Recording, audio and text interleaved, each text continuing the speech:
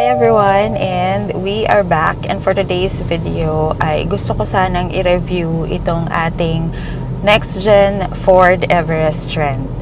Love me or hate me, God knows you made it when he let his eyes on me. Yucky, ninini, get to know ya.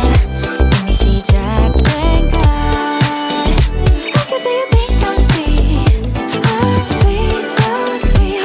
Till we kiss and I'm sick of heart. I'm not okay. The reason why I want to review is because naka 5 months na tayo. So, we got this last February and today is July 6th. So, yun, medyo matagal-tagal na rin natin siya nagagamit and on a daily basis since nag-back to school na nga. So, sabi ko, i-review ko na siya. And this is an unbiased review. So, lahat ng nagustuhan ko dito sa ating Ford Everest trend at saka yung mga ayaw ko rin. So, sasabihin ko sa review natin. And obviously, ako kasi ang mas gumagamit nito compared kay Papa. So, nagpapalitan lang kami doon sa expander kasi nga, ito yung ginagamit namin ever since na nakuha na namin to. Ito yung ginagamit namin na panghatid, pangsundo sa school. So, it's our service talaga. And this is the first SUV na ginagamit namin for our family. And sa totoo lang, since this is the first SUV for our family, so at first nanibago talaga ako kasi we came from sedan. So nakailang sedan kami na sasakyan, 4. So from Lancer, tapos nag Ford Lynx tayo, and then nag Vios, and then ayun, nag Mirage G4 before tayo nag Expander. So clearly, this is the first na sasakyan namin na diesel ang kinakarga kasi nasanay tayo sa gas or sa unleaded. And to be honest, nanibago naman talaga ako sa pagdadrive kasi 'di ba, kay Papa noon, yung Montero, nagamit ko naman na siya before, nag-drive ko siya before. However, since hindi naman on a daily basis, so talagang maninibago ka kapag hindi ganun kataas yung ground clearance, and then ngayon, sobrang taas ng ground clearance niya for me. And syempre, hindi naman tayo kasi katangkaran. So, ayun. Actually, I'm on my way para magpa-diesel. So, magpapakarga muna tayo ng diesel because it's a Monday today and this is good for the whole week na. Ayoko kasi na bumababa siya sa kalahati yung gauge ng ating diesel. So, yun. Kaya ipapa-full tank na natin siya before tayo magpapa-car wash. Which is sana hindi puno yung car wash kasi katabi lang nito, nasa Petron tayo ngayon. So, papasok tayo ng Petron. Pero sana yung car wash na dinaanan natin, doon kasi ko balak magpa-car wash. Doon kami palagi nagpapa-car wash nito. So, sana hindi siya puno. Anyway, I have until 10:30 para magpa-car wash.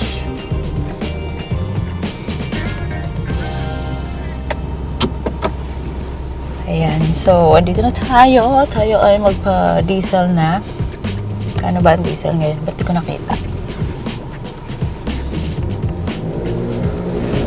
Bakit may harang dito? Nakakaloka.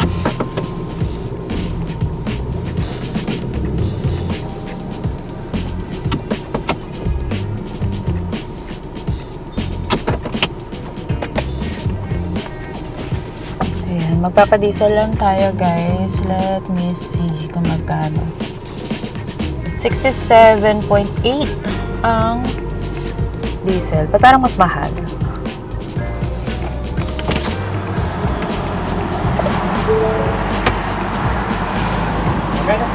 Kuya, full tank. Thank you.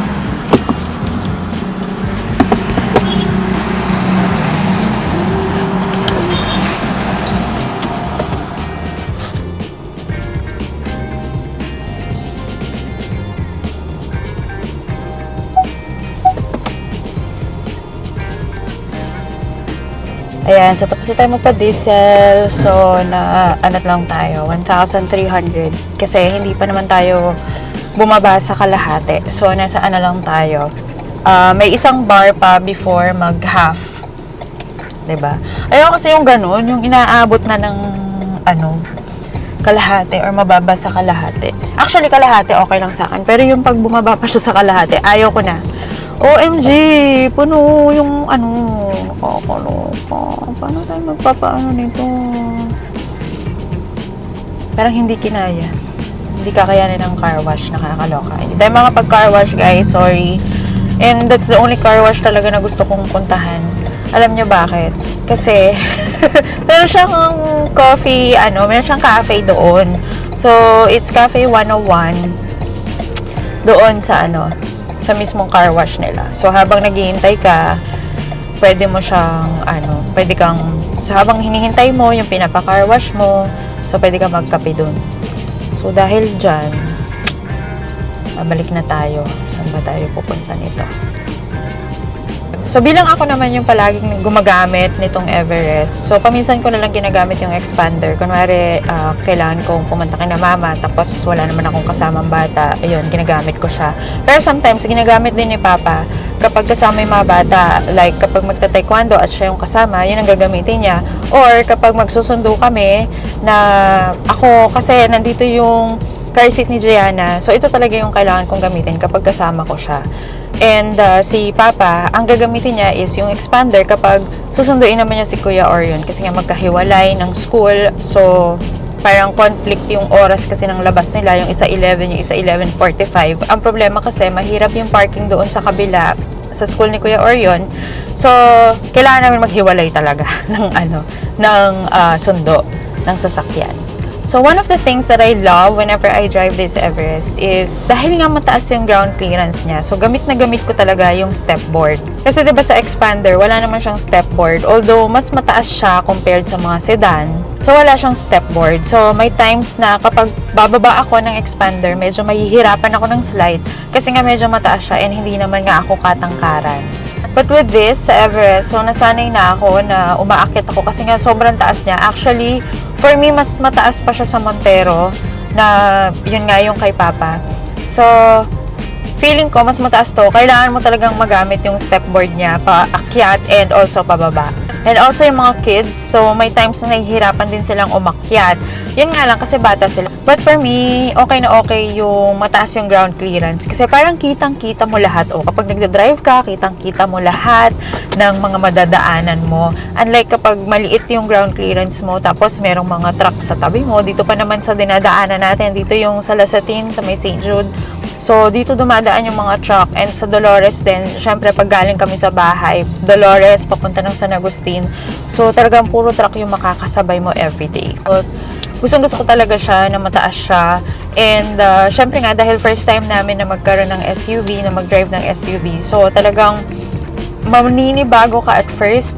Kasi from expander, although hindi naman mababa yung expander, maninibago ka kasi nga mas mataas siya, sobrang taas niya compared sa expander. And then kapag babalik ako na magdadrive ako ng expander, maninibago ako, parang ang feeling ko yung expander is naging sedan siya kasi nga mas mababa yung ground clearance niya.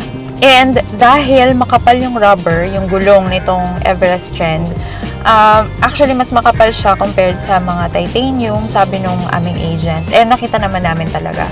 So, mas makapal siya kasi for comfort ride talaga ng family. And mapoprove ko naman talaga yon kasi ever since, actually hindi naman kami yung tipong nagpupunta sa mga kung saan-saan na may mga rough road. So, ang mga biyahe lang talaga namin everyday is bahay, school. Kapag weekends, magsisimba, kina mama, tapos magta-taekwondo. So, malalapit lang talaga. Yung malayo lang na napuntahan pa namin so far was Pangasinan and also Manila area nung sa taekwondo competition. But, yun, sa mga airport, ayan, NAIA, Terminal 3, sa Clark, so mga ganun. And everything talagang smooth ang ride namin. So, wala kaming nafe-feel na, yung hindi mo mafe-feel yung ground talaga, yung hindi mo mafe-feel na kapag umaandar ka, mafe-feel mo na nararamdaman mo yung lupa, ganun yung ground. So, yun, for me talaga, ang ganda nung ground clearance nitong nga. Alam mo yung hindi mo na makita, nakakaloka. Bakit ba nandito ako sa likod ng truck? Hindi ko tuloy makita. So, kaya super, I love it. Kaya talagang gustong-gusto ko itong dinadrive. Pero syempre, hindi ko naman pa rin i-let go yung aming expander. Kumbaga yung expander is pangharabas. Gano'n pangharabas, gano'n. So, ayun. And the color of this kasi, hindi siya halata kapag na medyo malayo ka. Hindi halata na madumi yung sasakyan mo. Kasi di ba tag-ulan ngayon, tas kapag nauulan na yung sasakyan mo and natutuyuan, so natutuyo yung alikabok, ganun, yung tubig, yung watermark. So hindi siya halata na madumi compared sa ibang colors like yung color black, color white. Halatang halata sila eh. Ito kapag ganito yung color ng sasakyan mo, yung gray or silver, ganyan, hindi gaanong mapapansin na madumi siya unless talagang lalapitan mo. Pero guys, don't take it seriously talagang kailangan nyo pa rin linisan yung sasakyan ninyo every time. So, huwag nyo panatilihin na madumi. Ako talaga, masipag ako na magpunas-punas ng sasakyan, kasi, lalo na nung summer. Kasi nga, diba, yung alikabok, ganyan. Kaya lang ngayon, dahil tag-ulan, hindi mo